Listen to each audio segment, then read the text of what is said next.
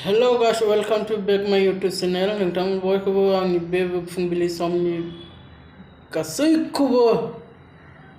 Welcome उदैनि ओंखाम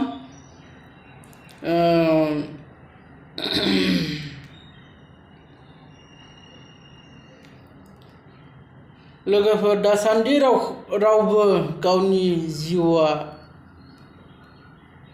सुरक्षितयै थागोन नाथाय बे जिउआ थास' बिलाइयाव थानाय दैफोर बायदि दानो दं दानो गैया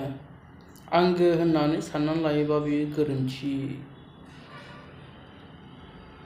आरो जाय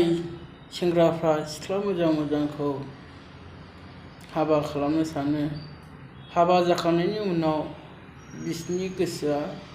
लहरायलाङो एबा गुरगलाङो बिसोरो हाबा जाखांनानै उनाव बिसोरो फस्थायफिनो ओंखायनो गावनि जिउखौ मालाबाबो सुरक्षितयै दासान आरो हिनजावखौबो सुरक्षितयै दासान समाव मा जायो रावबो बुंनो हाया नोंनि आंगो लोगोआबो नोंखौ माब्लाबा थगायनो हागौ गोजोन्थों।